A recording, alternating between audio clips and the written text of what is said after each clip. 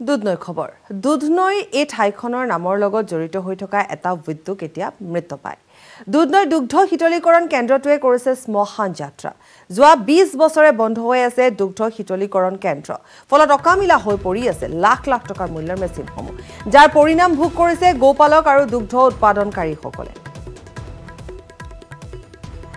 প্ৰায় 20 বছৰে বন্ধ হৈ থকা এটা উদ্যোগ আমি এই মুহূৰ্তত দেখুৱাইছো এয়া হৈছে গোৱালপাৰা জিলাৰ দুধনৈ উন্নয়ন দুগ্ধ শীতলীকৰণ কেন্দ্ৰ দুধনৈ দুগ্ধ শীতলীকৰণ কেন্দ্ৰৰ এয়া হৈছে শ্মশান যাত্ৰা কাৰণ প্ৰায় 20 বছৰ ধৰি এই কেন্দ্ৰটো বন্ধ হৈ আছে এটা মৃতপায় অৱস্থাত আছে আৰু যোৱা 20টা বছৰ বন্ধ হৈ থকা এই শীতলীকৰণ কেন্দ্ৰটোৰ বৰ্তমান লাখ লাখ টকা মূল্যৰ মেচিনসমূহো নষ্ট হৈ পৰিছে আৰু যাৰ পৰিণাম ভুগিছে গোপালক আৰু দুগ্ধ উৎপাদনকাৰীসকলে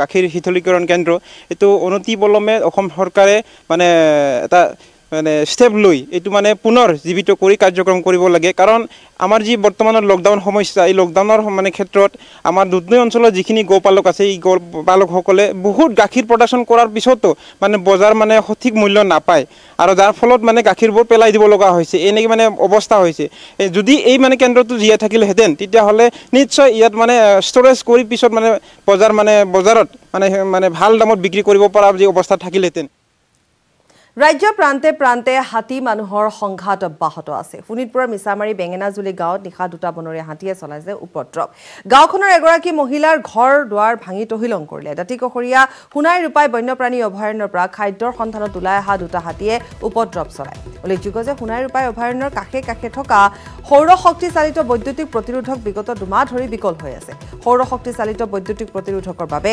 সোণাই ৰূপাই বন্যপ্ৰাণী অভয়াৰণ্যৰ পৰা বনৰীয়া হাতী বাহিৰলৈ ওলাই আহিব নোৱাৰে সৌৰ শক্তি চালিত বৈদ্যুতিক প্ৰতিৰোধটো বিকল হৈ থকাৰ বাবে অঞ্চলটোত এতিয়া হাতী মানুহৰ সংঘাত বৃদ্ধি পাবলৈ ধৰিছে আৰু এই ক্ষেত্ৰত বন বিভাগে কোনো ব্যৱস্থা গ্ৰহণ নাই কৰা বন বিভাগৰ দায়িত্বহীনতাৰ বাবে এতিয়া হাতী মানুহৰ সংঘাত দিনক দিনে বৃদ্ধি পাবলৈ ধৰিছে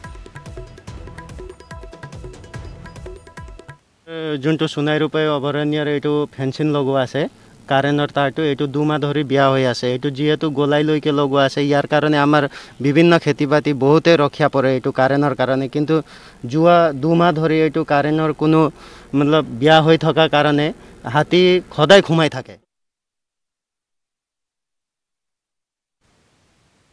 উৎকট গৰমৰ মাজতে ভূমেশ্বৰ পাহাৰত সাধাৰণ লোকে ভিৰ কৰা পৰিলক্ষিত হৈছে চিৰাং জিলাৰ কাকৰা গাঁৱৰ ভূমেশ্বৰ পাহাৰত থকা জলপ্ৰপাতে বিভিন্ন জনক আকৰ্ষিত কৰি আহিছে বিশেষকৈ অত্যাধিক গৰমৰ পৰা ৰক্ষা পাবলৈ দৈনিক শ শ লোক এই জলপ্ৰপাতটোত উপস্থিত হয় অপূৰ্ব প্ৰাকৃতিক সৌন্দৰ্যৰে ভৰা পাহাৰখনৰ মাজভাগত থকা জলপ্ৰপাতটোতে সকলোৰে দেহ মন শীতল কৰি পেলায় যান্ত্ৰিকতা আৰু কোলাহলৰ পৰা দূৰৈত অৱস্থিত এই প্ৰাকৃতিক অপৰূপ সৃষ্টি এই জলপ্ৰপাতটোত জনসমাগম দৈনিক বৃদ্ধি পাবলৈ ধৰিছে জলপ্ৰপাতটোৰ বাট পথকে ধৰি প্ৰয়োজনীয় আন্তঃগাঁথনি উন্নতি কৰি দিলে জলপ্ৰপাতটো পৰ্যটনৰ কেন্দ্ৰবিন্দু হৈ পৰিব উপানন্দ শৰ্মাৰ প্ৰতিবেদন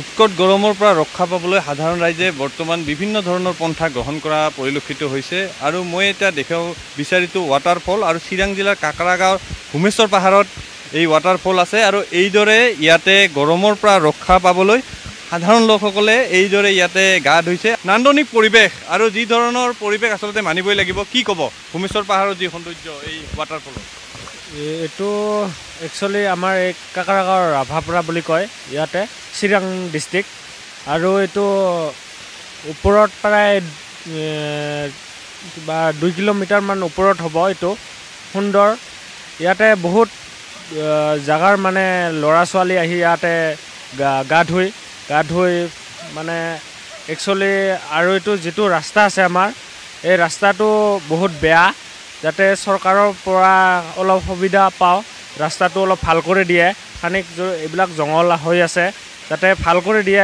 অলপ এইটোৱে কম আৰু গৰমৰ পৰা মানুহে ইয়াতে ৰক্ষা পায় নেকি হয় পায় নিশ্চয় বহুত গৰম আৰু এইকেইদিনটো বহুত গৰম দি আছে তাৰপিছত ইয়াত আহি মানুহবিলাক আনন্দ ফূৰ্তি লাভ কৰে ঠাণ্ডা এইটোৱে আৰু ইয়াতে চৰকাৰীভাৱে কিবা সাহায্য বা পৰ্যটনৰ উন্নয়নৰ কাৰণে কিবা ব্যৱস্থা লৈছে নেকি সেয়ে চৰকাৰক জনাইছোঁ তেতিয়াও আমি দৰখাস্তও দিছিলোঁ কিন্তু কোনো সহায় সহযোগিতা পোৱা নাই আচলতে এয়া অখ্যাত এটা ঠাই আচলতে ইয়াৰ বিখ্যাত এতিয়াও হৈ পৰা নাই কিন্তু সাধাৰণ লোকসকলে যিসকলে জানে ইয়াতে আহে আৰু তেওঁলোকে এইদৰে বিশ্ৰাম লোৱা পৰিলক্ষিত হয়, মন জুৰোৱা পৰিলক্ষিত হয়, শীতল ইয়াতে বাহ লয় আৰু এই ধৰণে গা ধুই তেওঁলোকে উভতি যায়।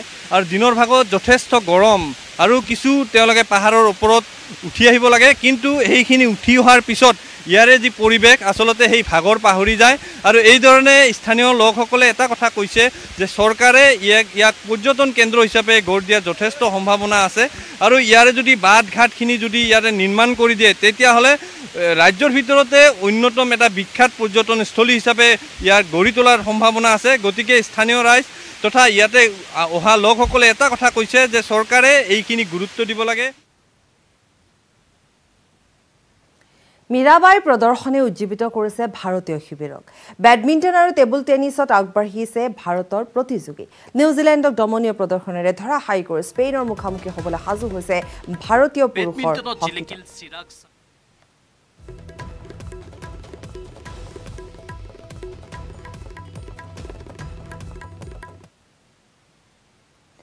কাজিৰঙাৰ মাজেৰে যাত্ৰা কৰোঁতে সাৱধান, তীব্ৰবেগী বাহনৰ চালক আৰোহীক নাকি লগাবলৈ সাজু কাজিৰঙা কৰ্তৃপক্ষ। বাহনৰ গতিবেগ নিয়ন্ত্ৰণৰ বাবে বিদ্যান কৰ্তৃপক্ষই লৈছে কৌশল। কাজিৰঙাত গাড়ী চলাওঁতে সাৱধান, গতিবেগ নিয়ন্ত্ৰণৰ নতুন কৌশল। কৌশল উদ্যান কৰ্তৃপক্ষৰ কাৰ্যালয়ত বহিয়েই গাড়ীৰ গতিবেগ নিৰীক্ষণ। কাজিৰঙাৰ মাজেৰে 40 কিলোমিটাৰৰ অধিক বেগত গাড়ী চলালে ভৰিব লাগিব জৰিমনা। আইন অমান্য কৰা চালকলৈ জিলা পৰিবহণ বিষয়াৰ কাৰ্যালয়ৰ পৰা যাব জৰিমনাৰ জাননী পত্ৰ।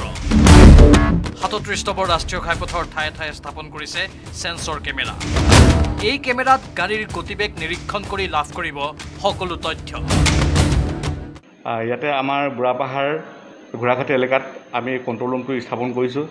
আমাৰ আমগুৰি কৰিডৰত যি সেন্সৰ কেমেৰা উচ্চ ক্ষমতাসমূহ স্থাপন কৰা হৈছে, সেই কেমেৰাখিনি মনিটৰ ইয়াৰ পৰা কৰা হয়। কলিয়াবৰ মহকুমা প্ৰশাসনে 144 ধাৰা জাৰি কৰিছে। কাজিৰঙা ৰাষ্ট্ৰীয় উদ্যানৰ অন্তৰ্গত বুঢ়াপাহাৰ বনাঞ্চলিক কাৰ্যালয়ত বনকৰ্মীসকলে ৰাখিছে এই তীক্ষ্ণ দৃষ্টি। মহকুমা প্ৰশাসনে 144 ধাৰা জাৰি কৰি জীৱ জন্তুৰ সুৰক্ষাৰ বাবে লৈছে এই বিশেষ পদক্ষেপ। তো যিসকল গাড়ী চালকে 40তকৈ ওপৰত তেওঁলোকে গাড়ী চলায়, সেই গাড়ীসমূহৰ স্বয়ংক্ৰিয়ভাৱে ইয়াতে ভিডিঅ' ৰেকৰ্ডিং হৈ থাকিব। সময়ত সেই ডাটাবেছটো উলিয়াই আমি জিলা দ্বিতীয় অফিচলৈ পঠোৱা হ'ব আৰু এই গাড়ীসমূহৰ ওপৰত ব্যৱস্থা ল'বৰ কাৰণে। ৰাষ্ট্ৰীয় উদ্যান কৰ্তৃপক্ষৰ এনে প্ৰচেষ্টাক শলাগ লৈছে প্ৰকৃতিপ্ৰেমীসকলে। কলিয়াবৰৰ পৰা দিবাকৰ দাসৰ report, news 18 Assam north east.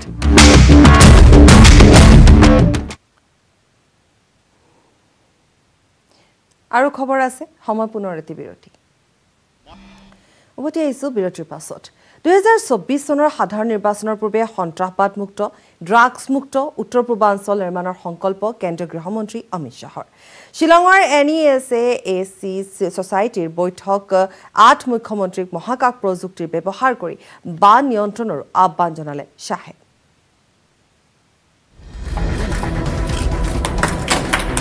2024 চনৰ সাধাৰণ নিৰ্বাচনৰ পূৰ্বে উত্তৰ পূৰ্বাঞ্চলৰ সকলো জটিল সমস্যা সমাধানৰ সংকল্প ল'লে কেন্দ্ৰীয় গৃহমন্ত্ৰী অমিত শ্বাহে।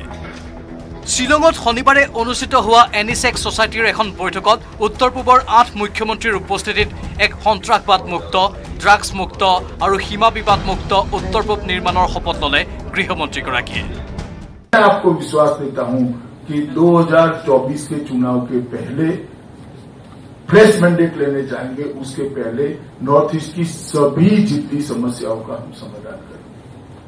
और आप लोगों ने भी इसके लिए मन बनाना चाहिए, इसके लिए इच्छा बनानी। जैसे हर राज्य का सीमाओं का आंतरिक विवाद है, उग्रवादी गुट अभी भी कई चल रहे हैं, विशेषकर मणिपुर में और नागालैंड में।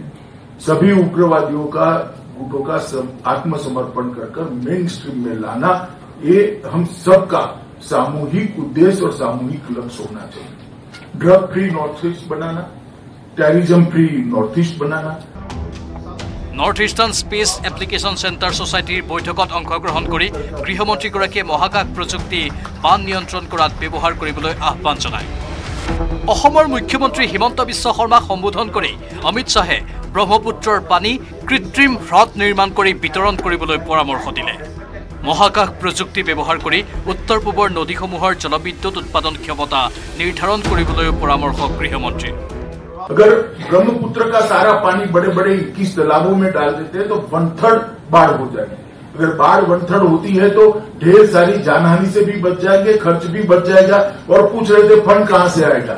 भाई बाढ़ में जो खर्च करते हो वो वहां एडवांस में डाल दो तो खर्च करने की जरूरत ही नहीं पड़ेगी। हेमंत विश्व शर्मा जी यहां बैठे हैं, मैं उनको कहता हूं कि आपके बाढ़ में 5 साल का खर्च का टोटल कर दीजिए।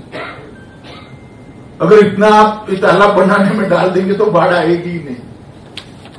और वहां पर बड़ी बड़ी झीलें बनेगी जो पर्यटन के भी काम में आएगी, इरिगेशन की काम में आएगी, पोर्टेबल ड्रिंकिंग वाटर सप्लाई के लिए भी काम में आएगी।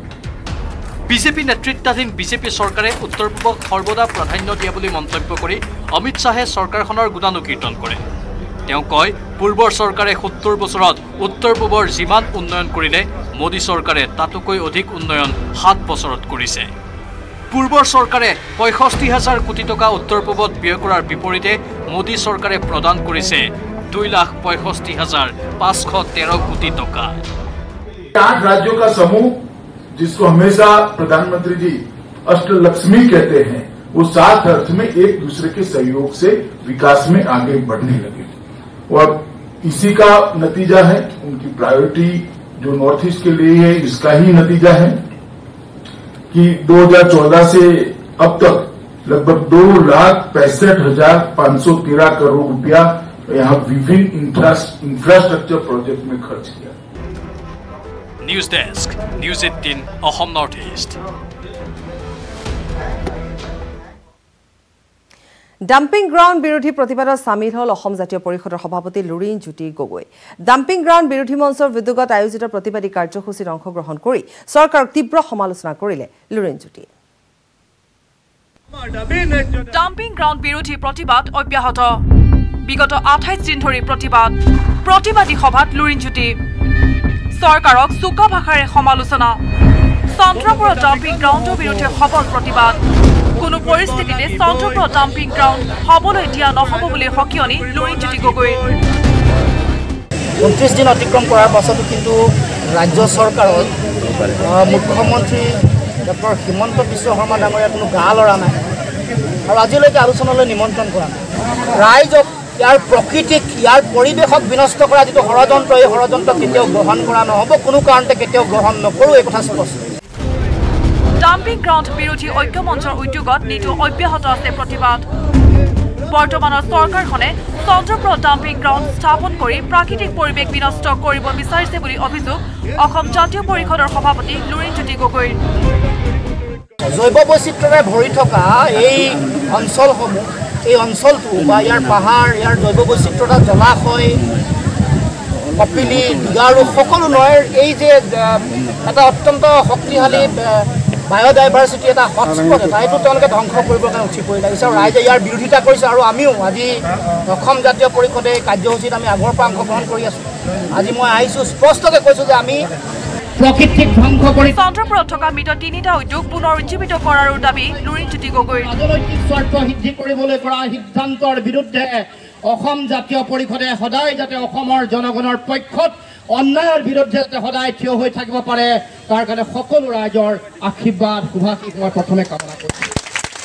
ভূটাকল আছিল, তাৰপিছত এটা কেমিকেল উদ্যোগ, ৰাসায়নিক উদ্যোগ বা সাৰ কাৰখানা আছিল। এই উদ্যোগসমূহ কিন্তু পুনৰুজ্জীৱিত কৰিবৰ কাৰণে চৰকাৰে ব্যৱস্থা গ্ৰহণ নকৰিলে। কোনো কল কাৰখানা নহ'ল, কোনো ধৰণৰ এই অঞ্চলৰ ৰাইজৰ অৰ্থনৈতিক অৱস্থা শক্তিশালী কৰিবলৈ কোনো ব্যৱস্থা গ্ৰহণ নকৰিলে। তাৰ বিপৰীতে এতিয়া এই অঞ্চল, এই চন্দ্ৰপুৰক তেওঁলোকে আৱৰ্জনা নগৰী কৰাৰ ষড়যন্ত্ৰ তেওঁলোকে উঠি পৰি লাগিছে। উল্লেখ্য যে বিগত প্ৰায় এমাহ জুৰি চলি থকা প্ৰবল প্ৰতিবাদৰ পিছতো চৰকাৰে কোনো গুৰুত্ব প্ৰদান নকৰাত ক্ষোভিত হৈ পৰিছে অঞ্চলবাসী। কিন্তু আৰু কিমান দিনলৈ চলিব এই প্ৰতিবাদ? কেতিয়া চৰকাৰে শুনিব প্ৰতিবাদকাৰীৰ কথা? নুনমাটিৰ পৰা Ajay Barman, news 18 Assam north east.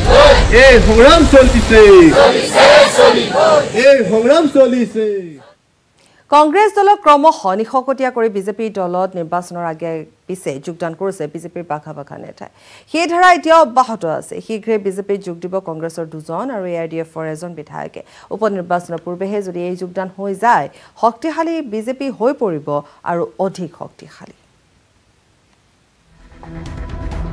Rajiv ভৱন উকা হ'ব নেকি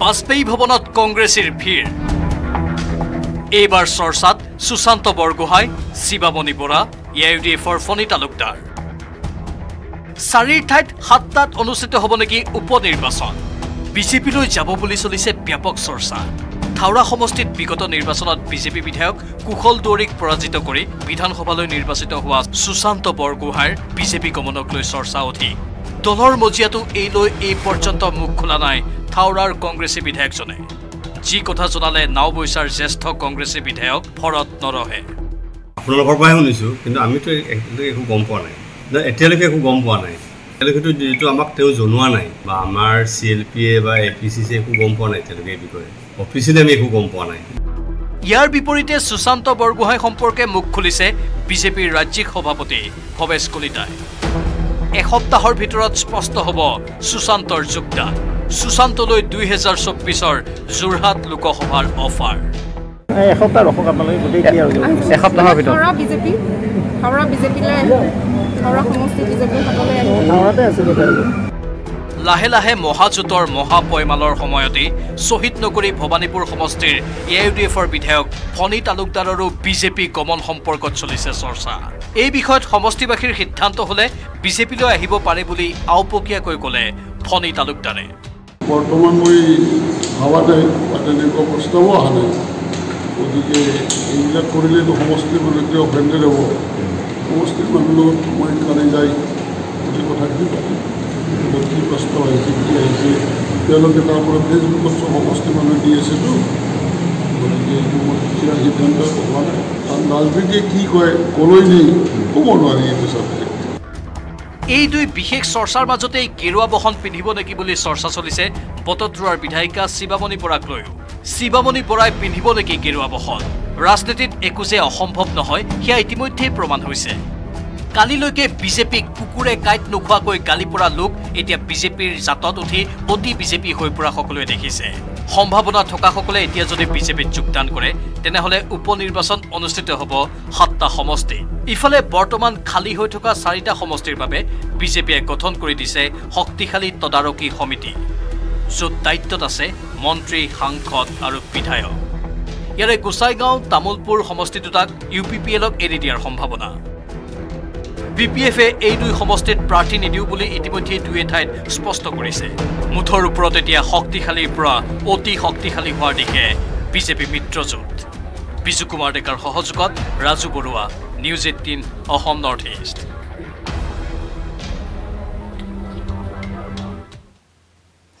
ৰাজ্যৰ কেইবাখনো জিলাত অব্যাহত আছে খহনীয়াৰ তাণ্ডৱ ৰঙিয়া আৰু গহপুৰত গৰাখহনীয়াই কালৰূপ ধাৰণ কৰাৰ পিছতে উজাগৰি নিশা কটাবলগীয়া হৈছে নৈপৰীয়াই ইপিনে খহনীয়াই ভাবুকি অনাৰ ফলত আপোন ঘৰখন নিজ হাতে ভাঙি নিৰাপদ স্থানলৈ ঢাপলি মেলিছে খহনীয়াগ্ৰস্ত ৰাইজে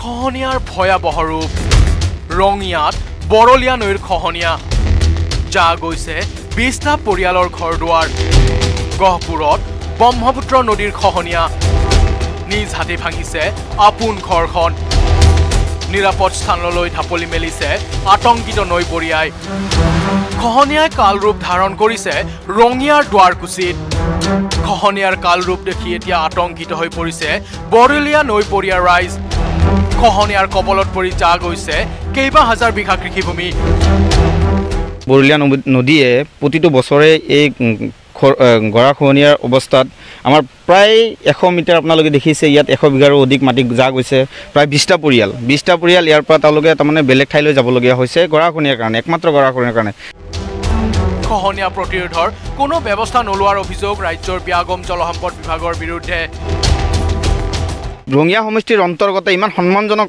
সমষ্টিত থকাৰ পিছতো আমি ইয়াত কোনো ধৰণৰ বিজ্ঞানসন্মত এই যিটো গৰাখহনীয়াৰ ব্যৱস্থা ৰোধ কৰিব লাগে আজিলৈকে কোনো চৰকাৰে ইয়াত কৰা নহ'ল। মাননীয় প্ৰমোদ বড়ো ডাঙৰীয়াৰ গৃহ সমষ্টি তেখেতৰ চকুত আজি তেখেতৰ প্ৰায় 8 মাহ কাৰ্যকাল চলি আছে।